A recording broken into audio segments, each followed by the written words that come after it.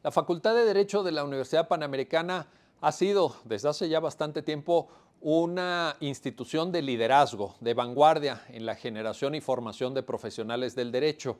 Vamos a platicar con Francisco Vázquez, el secretario académico de la Facultad de Derecho de la UP, sobre los retos, los desafíos que tiene la enseñanza del derecho y el trabajo que están haciendo de revisión de su plan de estudios. Bienvenidas, bienvenidos a Introspectiva.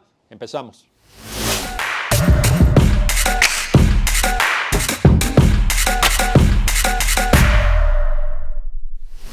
Bueno, bienvenidas, bienvenidos. Pues ya estamos aquí en esta conversación con Francisco Vázquez, secretario académico de la Facultad de Derecho de la Universidad Panamericana. Fíjense, nada más y nada menos. Francisco, bienvenido. Miguel, muchas gracias. Buenos días a ti y a todo tu auditorio. Qué gusto saludarte. Oye, ha cambiado mucho la enseñanza del derecho, ¿no? Tenemos nuevos retos, nuevas perspectivas, incidencia de cambios tecnológicos y la Universidad Panamericana juega un rol indispensable. La Facultad de Derecho de la UP, pues es de las más prestigiosas en México. En todos los rankings salen ustedes en los primeros lugares y ahora te toca a ti como secretario académico, Francisco. ¿Cómo se ve desde la UP el estado actual de la enseñanza del derecho? Pues me parece que es un reto mayúsculo en la medida en que lo que hemos venido haciendo en la facultad es acercarnos a los principales despachos del país, que dicho sea de paso son los principales empleadores de nuestros egresados, al tiempo de los colegios de abogados más importantes, precisamente para ver qué es lo que le está haciendo falta al jurista contemporáneo en el desarrollo de la práctica profesional. Y nos hemos topado, si me permites, con retos que apelan a la universidad en general y que apelan propiamente a las escuelas y facultades de derecho en lo particular. En el primer ámbito, me parece que uno de los retos, y lo planteaba en un artículo reciente la rectora de la Universidad de Navarra, lo que está puesto en tela de duda o está en riesgo es esta posibilidad de la universidad de acercarse a la búsqueda de la verdad en un contexto de libertad, ¿no? Y esto por dos razones y dos frentes muy concretitos. El primero de ellos es estos contenidos ideológicos y políticos que están permeando la universidad y que muchas veces empiezan a generar censuras. Por ejemplo, ¿no? Cada vez lamentablemente vemos que alumnos demandan a profesores por determinados contenidos que enseñan, o bien censuras a conferenciantes, o bien leyes, a lo mejor todavía no en este país, gracias a Dios, pero leyes que impiden que se desarrolle alguna asignatura o que impulsan determinada investigación.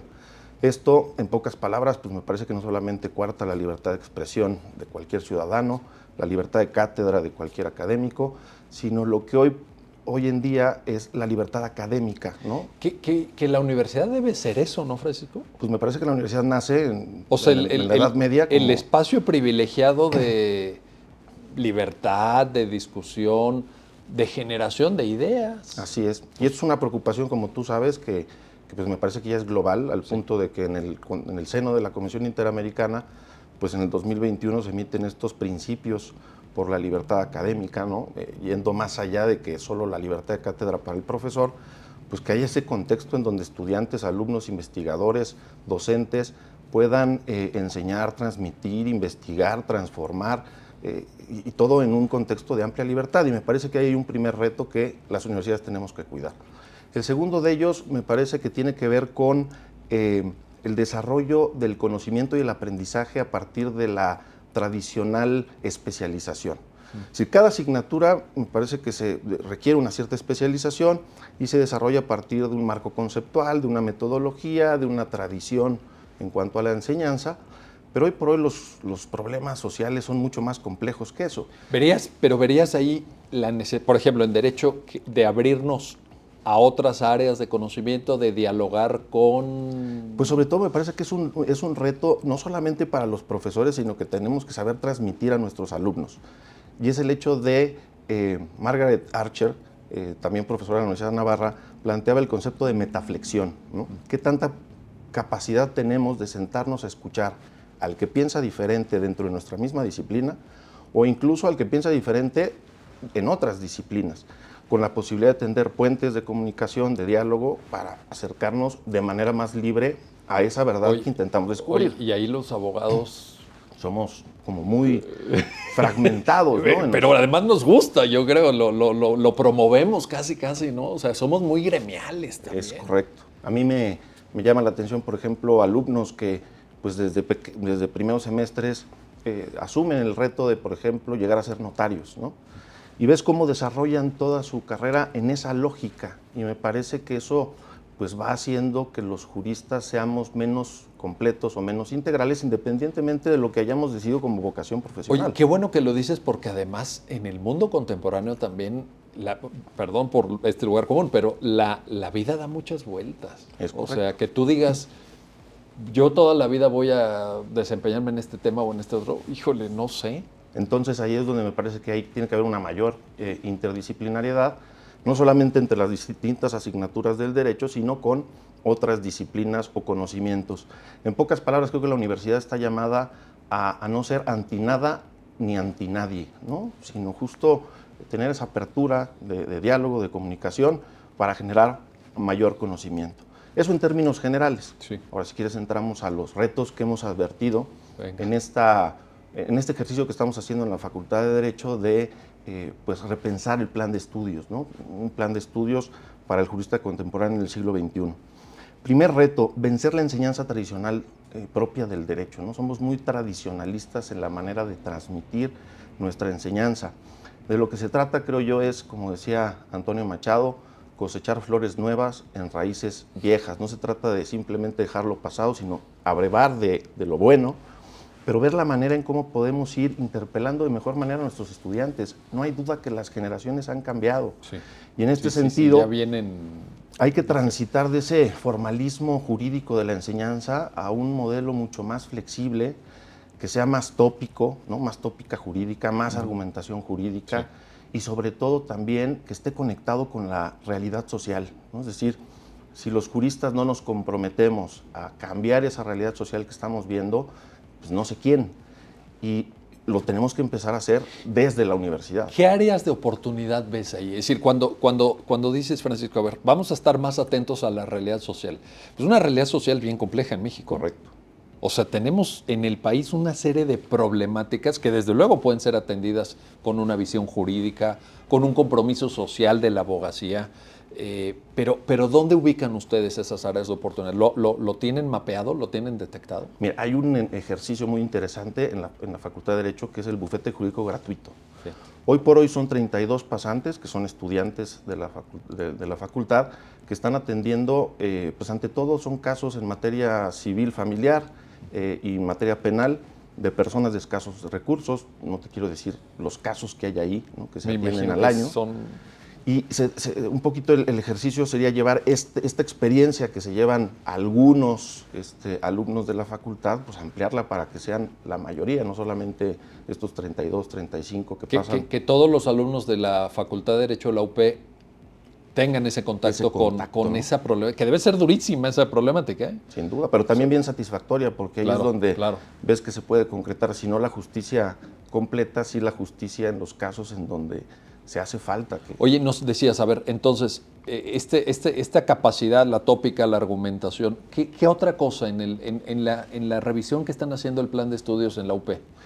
Pienso yo que mayor equilibrio, y eso a lo mejor la facultad lo ha intentado mantener, pero hay que volverlo a reflexionar, en torno a lo que decía don Héctor Fixamudio, ¿no? Las dimensiones del saber jurídico, ¿no? El derecho como objeto de una reflexión de segundo grado, el derecho como hecho, más sociología jurídica, el derecho evidentemente como norma, que es normalmente ahí donde se centran las escuelas y facultades de derecho, ¿no? En estudiar las fuentes del derecho. Seguimos codigueando, ¿no? Como lo digo yo. Muy bien dicho. Y en muy ese bien sentido, dicho, muy bien dicho. Creo que hay que dar un paso más para que los juristas del siglo XXI sean... Pero simplemente ahí nos falta muchísimo, ¿no, Francisco? Estoy hablando en general. Sí, en general. Yo sé que la UP tiene una postura de liderazgo y de avanzada, de vanguardia incluso, pero la enseñanza del derecho en general todavía es muy codiguera, ¿no? Sí, Estás formando abogados codigueros. Ahí es donde hay que cambiar el chip en primer lugar de los docentes, ¿no?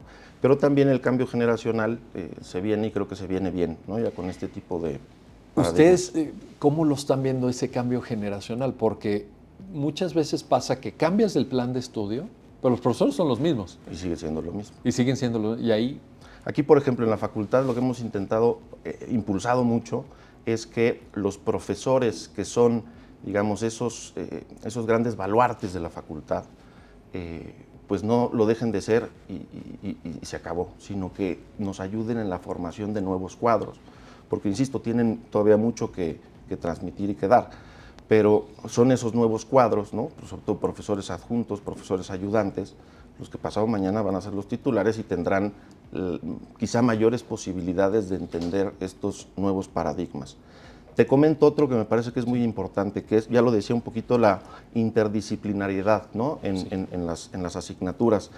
Ver los límites de una asignatura para intentar ponerla en contacto con otra y pues arribar a mejores soluciones. Hoy por hoy tenemos un ejercicio que ha salido, bueno, que se está diseñando y seguramente será muy interesante, que es un seminario en materia de migración. Seminario dirigido para alumnos de Derecho y de Filosofía, porque el fenómeno de la migración se puede analizar desde el punto de vista antropológico, sociológico, filosófico, jurídico, económico, ¿no? Entonces, en este sentido, pues va a ser bien interesante. Yo estoy intentando incluso ahí inscribirme como alumno, ¿no? Claro. Porque van a ser 10 alumnos de Derecho, 10 de Filosofía, Oye, dialogando. Y en un país como México. Además. Ah, bueno, fíjate, O interesante. sea, el fenómeno migratorio en México marca al país. Es un seminario que, dicho sea de paso, va a recibir como alumna, recibimos ahora en el siguiente semestre una alumna de la Universidad de Harvard de intercambio, Wow. ¿no? Y entonces ella planteaba, ¿y tendrán algo como esto? Pues no lo tenemos, pero se nos parece una muy buena idea, Claro. vamos a armarlo. Entonces imagínate ese seminario, incluso con alumnos extranjeros de filosofía de derecho. Y poner a los estudiantes de Derecho a pensar desde otras perspectivas, ¿no? Totalmente. A dialogar con gente de filosofía, me parece extraordinario. Y entonces hacer ese acercamiento. Otro punto que nos llamó la atención de esta plática con los despachos de abogados y los colegios es el tema del desarrollo de las soft skills. Normalmente, cada quien desarrollaba esas soft skills como podía. Pero casi por fuera, ¿no? Porque yo no recuerdo que te lo enseñan así en la carrera. No. Estamos hablando de habilidades, por ejemplo, ¿cuáles? De negociación, habilidades de comunicación también, que sepas una nueva expresión jurídica, ¿no? El trabajo bajo presión, la oralidad, como tú le decías. Sí. Cada quien la podía ir aprendiendo como, ¿no? Como podía. Pero salías bastante desarmado de la carrera. No, o sea, totalmente, y es lo que nos dicen los despachos de abogados. Ellos lo están resintiendo, me imagino. Sí, por ejemplo, también nulos conocimientos en materia de contabilidad, finanzas. Y este tránsito que tú ya decías, como que nuestro modelo de enseñanza es muy al abogado litigante, ¿no? Sí. Al Rottweiler. Cosa ¿no? que a mí me parece muy negativo, ¿eh? Lo digo, lo llevo años diciéndolo, pero lo vuelvo a repetir porque... Y hoy por hoy, pues me parece que... Al Rottweiler. El Rottweiler, sí. el abogado para morder, casi. Exactamente, ¿no? Está diseñado para ganar, para vencer. Sí. Pero hoy por hoy el jurista tiene que saber, justo como decías, negociar, tiene que saber mediar. Este dicho que lo tenemos muy claro, pero que no lo aplicamos, ¿no? Es decir, vale más un mal arreglo que un buen pleito. Estoy convencido. Y eso, pues, a los clientes hoy por hoy cada vez lo requieren más y los despachos lo están detectando. Tenemos que generar planes y programas de estudio que no dejen, digamos, al libre albedrío de los alumnos el desarrollo, ya sea dentro o fuera, sino ver de qué manera lo vamos incardinando en la enseñanza, ¿no? ¿Y cómo? Como me parece que a partir de seminarios y una cosa va pegada con la otra, ¿no? En la medida Pero, por en que, ejemplo, incorporarlo como materias o seminarios complementarios paralelos a las materias del plan de estudios. hoy por hoy, por ejemplo, en el esquema del plan de estudios, que me parece que es un tema que tendrá que permanecer, en el último año de la carrera se comprende de seminarios y cátedras. Son optativos, ¿no? Hay una oferta aproximadamente como de 40 seminarios y cátedras. ¿Un año entero? Un año entero, los 2 últimos años. Y son los alumnos los que van eligiendo, ya son temas muy especializados. Pero ¿por qué te hago el comentario? Porque por ahí hay cátedras que las plantean los propios despachos, en donde son los despachos mismos los que transmiten este tipo de habilidades, que pasado mañana es un ganar-ganar, porque Sí. es ese despacho el que puede no solamente detectar talento, sino generarlo para que haya más. Entonces, esa sería una vía, ¿no? Pero pues habrá que pensar en qué otras vías podríamos encontrar. Y por último, te mencionaría yo el tema de las nuevas tecnologías. Híjole, importantísimo. No solamente como objeto de estudio, que es fundamental, ¿no? Es decir, hoy por hoy, pues el derecho y la tecnología está implicadísimo, e incluso ahí podría yo extender, ¿no? Nuevas ramas que hoy por hoy seguimos sin advertir como importantes. Tema de medio ambiente. O sea, Sí.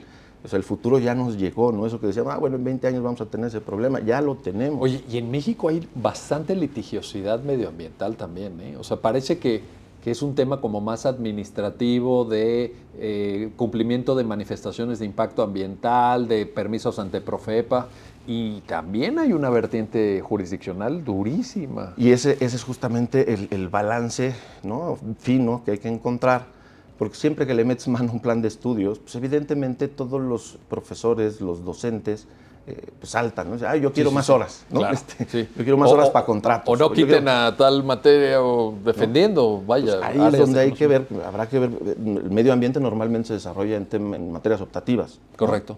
¿No? Hoy por hoy me parece que ya tiene que ser algo que sea parte de la columna vertebral y de la conciencia del jurista contemporáneo.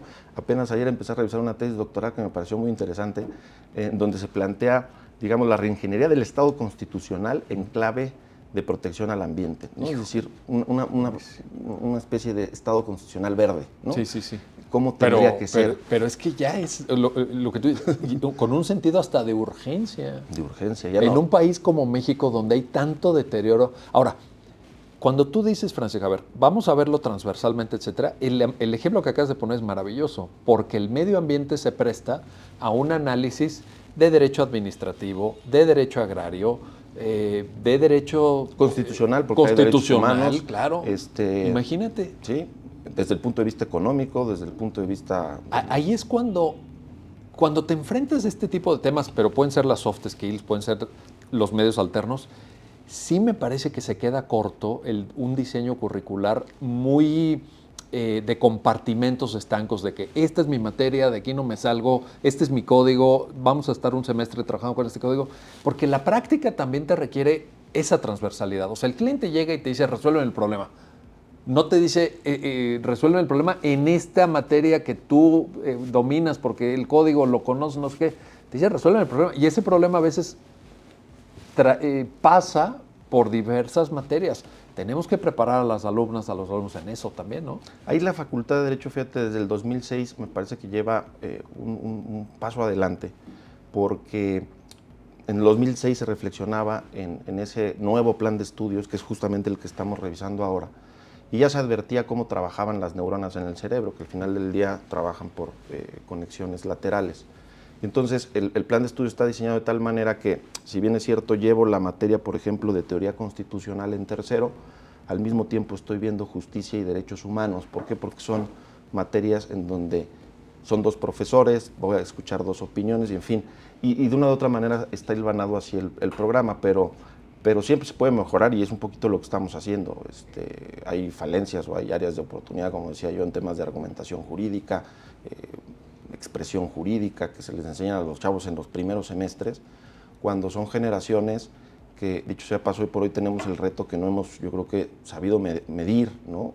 ¿Cuál es el impacto o los impactos de lo que fue la pandemia en la formación de estas generaciones, ¿no? Es decir, hoy por hoy lo estamos viendo, ¿no? Es decir, hay profesores que en octavo semestre se quejaron de sus grupos, pues que están muy mal, ¿no? Preparados. Yo digo, bueno, nomás toma en cuenta que el año y medio, ¿no? El año de pandemia más el otro semestre de esquema híbrido, pues fueron alumnos que tomaron obligaciones, teoría constitucional, derecho constitucional mexicano, en sus casas, en el mejor de los casos, poniendo atención a la pantalla. Sí. Entonces, claro, en el mejor de los casos. En el mejor de los casos, ¿no? Porque, bueno, todos sufrimos eso. No, y tenías la cabeza en otro lado también. Vaya. Entonces, claro que hay ahí y déficits huecos. De socialización, déficits formativos en términos generales. Sin duda, la pandemia impactó. Pero me parece que también pues, nos puso el punto sobre la I en torno no solamente a la nueva tecnología como objeto de estudio, sino como modelo de enseñanza. Sí. Y esto es algo que tenemos que reconocer y nos cuesta mucho trabajo, precisamente por esa enseñanza tradicional, ¿no? Es decir, yo suelo escuchar, es que cada vez las generaciones vienen peores. Pues sí, claro, porque seguimos esperando generaciones de como enseñé, ¿no? El derecho constitucional hace 20 años. Lo cierto es que los chavos hoy vienen con otras habilidades, ¿no? Sí, evidentemente vienen con deficiencias, pero me parece que eso lo encontramos en cualquier generación, independientemente del año. Ahora, pero por ejemplo, Las nuevas tecnologías también nos enfrentan, y esto ha sido muy estudiado, a menos capacidad de concentración, menos capacidad de esa lectura de fondo que el derecho sí requiere. Yo no sé otras áreas, pero el derecho de pronto requiere meterte a fondo a una sentencia, meterte a fondo a un libro de doctrina que sí tiene su grado de aridez, su grado de complejidad, y que no puedes revisar el derecho civil mexicano de Rafael Regina Villegas en 20 minutos. Sí, estoy de acuerdo, pero yo creo que ahí es donde los docentes nos tenemos que preparar mejor, y por eso el plan de estudios no solamente es esa cuadrícula, ¿no? Sino lo que tenemos que cambiar son a las personas, sí, no solamente la cuadrícula, pues advertir los distintos modelos de aprendizaje que al día de hoy están ahí presentes. Ya no solamente es el teórico, ya no solamente es el auditivo, ¿no? El visual, el reflexivo, el activo, el kinestésico, en fin, darnos cuenta que los alumnos pueden aprender de otras maneras. Y yo te pongo un ejemplo muy sencillo. Oye, en lugar de dejar analizar la sentencia, ponme un caso práctico, yo le llamo cuarto de crisis, ¿no? Y órale. Entonces, cuarto de crisis, tienes que resolver estas preguntas, la base es la sentencia, ¿no? Pero hay estas otras pistas, y me tienes que entregar un paper de 3 cuartillas en 48 horas, ¿no? Sí. Que es propiamente lo que nos toca hacer como... Sí, porque además luego es lo que te piden en la práctica. En el cliente... Oye, el cliente, el bomberazo en el despacho, oye, necesitamos esto, ya se acercan los plazos, los términos, ¿no? ¿Qué? Entregas más de 2 hojas y pues el cliente va a decir qué es esto, sí, ¿no? Sí. Entonces... Llegas con tu rollazo de 75 páginas con todos los presentes y el cliente... Fundamentos teóricos, sí. El cliente no historia le importa. Legislativa, evolución del marco jurídico, no, espérate. Entonces yo creo que un poquito, digamos, simplificando quizá el ejemplo, pero en lugar de seguir preguntando el 3x2, quizás preguntar el 2x3, ¿no? Es decir, los resultados serán mucho mejores, matemáticamente es el mismo, pero sí llevar a los alumnos a esos otros modelos de enseñanza, ¿no? Ver la película, ¿no? Y no sé, por ejemplo, la película de las horas más oscuras, ¿no? Sí. Oye, plantéame las diferencias entre parlamentarismo y presidencialismo. A nosotros que nos gusta el derecho constitucional. Por eso te pongo esos ejemplos. Qué buena. No, bueno, pero es que a ti y a mí nos gusta eso, nos encanta eso. Es correcto. Oye, en ese diálogo que venturosamente la UP establece con estos grandes despachos, con gente que está a la vanguardia en el ejercicio profesional, ¿qué modelo de jurista sale? Es decir, porque ahorita nos estabas platicando el proceso de formación, de revisión de plan de estudios, todo, pero la imagen que tú, Francisco, tienes como de el modelo ideal que tú quisieras que fueran tus egresados de la Facultad de Derecho de la UP, ¿qué rasgos tendría? Bueno, en primer lugar, desde el punto de vista de la UP, un sentido ético profundo, ¿no? Porque ella, cada universidad, cada facultad le tiene que impregnar, ¿no? Pero eso es para todos, yo creo, ¿eh? O sea, a nosotros nos preocupa y es, digamos, uno de los primeros puntos. Bueno, históricamente la UP ha puesto el acento en eso, ¿eh? ¿No? La formación ética, y es algo que reconocen los valores, los despachos, ¿no? Por otro lado, la capacidad de trabajo a presión, ¿no? Es decir, es un tema que también los despachos, aunque también me gustó mucho ya ir advirtiendo cómo ellos mismos también van volteando a la necesidad de cuidar a la persona en el ejercicio profesional, ¿no? Esas largas jornadas y tal, y ahora con los horarios flexibles y el home office, pues eso creo, es un ganar-ganar, ¿no? Pero ciertamente hay mucha presión en el ejercicio profesional. Sin duda, y eso lo reconocen los despachos.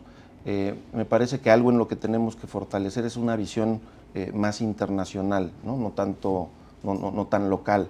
En ese sentido, pues no solamente la facultad, sino la universidad misma, pues empuja mucho a los alumnos a los intercambios, ¿no? A estos esquemas que platicábamos respecto de la titulación en sede nacional, pero a partir de cursos, diplomados o seminarios que se tomen en el extranjero. Evidentemente, uno de los temas que más se reconocen es el tema de las prácticas profesionales, que insisto, eso viene desde el 2006, el incardinar en el plan de estudios una materia, ¿no? Cuarto y quinto semestre, los alumnos tienen que salir a trabajar, ¿no? Se tienen que emplear, y ahí es donde, por ejemplo, empiezan las soft skills que desarrollamos de manera indirecta, que las tenemos que ahora desarrollar de manera más decisiva. Oye, pues cómo hacer un currículum, ¿no? Cómo enfrentar una entrevista de trabajo. Una entrevista de trabajo, porque sí, de repente en las entrevistas de trabajo la gente llega y te platica ahí unas cosas que dice, oye, ¿quieres el trabajo o no? Así es. Evidentemente un jurista que conoce el marco legal, pero pues que no se limita a ello. Pues en términos generales yo es lo que diría, digamos, como rasgos, ¿no? Como pinceladas. También en la UP le han apostado mucho a los temas argumentativos, ¿no? Sí. Ha habido una preocupación especial de filosofía del derecho, digamos, de teoría del derecho. Filosofía del derecho me parece que está bien, aunque digo, yo creo que hay que volver a reflexionar para ver si está bien equilibrado. ¿Porque lo ves excesivamente cargado? No, al revés. Yo creo un que, déficit formativo. Yo creo que le faltaría, y pasa por dos temas. También la manera en cómo estamos enseñando filosofía. La filosofía, pues en sí misma tenemos el prejuicio de que es árida. Y muchas veces lo es por la manera en cómo se transmite. Es lo que te ¿no? iba a decir, depende de cómo la expongas. Puede ser del mayor interés. Si lo haces con caso práctico, por ejemplo, con ¿no? preguntas que o la hagan... deontología jurídica, ¿no? Es lo mismo. Claro. Entonces, yo creo que ahí habría que revisar los equilibrios y sobre todo también la forma en cómo se está transmitiendo. Oye, déjame te planteo algo en este contexto para acercarnos ya casi a la conclusión. ¿Tú ves que el panorama de doctrina jurídica, tú mismo eres autor de obras jurídicas, en fin, da para una formación buena o percibes que en ese diálogo con los despachos, con la práctica profesional, etcétera, como que la doctrina científica, quiero decir, la parte de generación de conocimiento académico se está quedando un poco rezagada? ¿Cómo lo percibes? Es que ahí sí depende, ¿no? O sea, depende ¿Por materia? Pues sí, el ámbito. Pero a ver, una materia en donde tú dirías, híjole, aquí sí estamos bien y nos hemos actualizado, y otra en donde dirías, aquí se ven huecos, áreas de oportunidad. A ver, en términos generales pienso que hay déficit, ¿no? Es decir, porque quizás he escrito mucho en ciertas materias, ¿no? En la nuestra, Constitucional, Derechos Humanos, a partir de la famosa reforma, cantidad de cosas. Ahora habrá que ver qué se ha escrito, ¿no? Y qué tanto se ha avanzado en el tema. Pero ciertamente ha habido una reflexión académica muy sustantiva en materia de derechos humanos. Sin duda. Y la Corte ha ido también generando muchos criterios nuevos. Pero en otros ámbitos, no sé, como por ejemplo el derecho civil, ¿no? Los alumnos seguimos estudiando de los mismos tratadistas. Sí. Insisto, y no es que esté mal, vuelvo a esta frase de Antonio Machado, ¿no? Saber cosechar flores nuevas en raíces viejas. Seguramente habrá una forma, no solamente forma, sino contenidos, acercarse al derecho más desde el punto de vista jurisprudencial, y ahí es donde creo que hay un área de oportunidad. Porque también, por ejemplo, en derecho civil ha habido nuevos desarrollos que no estoy claro que la doctrina los tenga, ¿no? Bueno, ahora se nos viene un reto hoy con la publicación del Código Nacional de Procedimientos. Ya lo empecé a ojear y dije, esto va a dar para todo. ¿Y durante cuánto tiempo? ¿Verdad, no? que sí? Eso va a ser un reto importantísimo. No quisiera yo ser profesor de Derecho Procesal Civil. Híjole, ¿no? El siguiente semestre. Al siguiente semestre. Porque pero qué bárbaro. O sea, hay que empezar ya, ¿no? A reformular, ¿no? Quién saca tantas cosas están ahí novedosas. Mil gracias, Francisco, por esta reflexión, Miguel, y enhorabuena por el gran trabajo que están haciendo en la Facultad de Derecho de la UP. Los admiramos desde siempre. Yo en alguna etapa estuve muy cerca de ustedes, pero siempre estoy atento y pendiente a lo que hacen porque es un trabajo admirable. Enhorabuena. Muchas gracias, Miguel. Encantado. Gracias. Y gracias a usted por hacer posible este programa Introspectiva de la Barra Mexicana, Colegio de Abogados. Hasta pronto. Pues un gran trabajo el que están haciendo en la Facultad de Derecho de la Universidad Panamericana, grandes retos y también una convocatoria. Ya lo han escuchado de voz del secretario académico de la Facultad de Derecho de la UP, una convocatoria para repensar la formación, repensar el papel incluso de las universidades en general y lo que le pueden aportar a la sociedad. Gracias por su tiempo, gracias por su atención a este programa de introspectiva de la Barra Mexicana Colegio de Abogados y hasta pronto.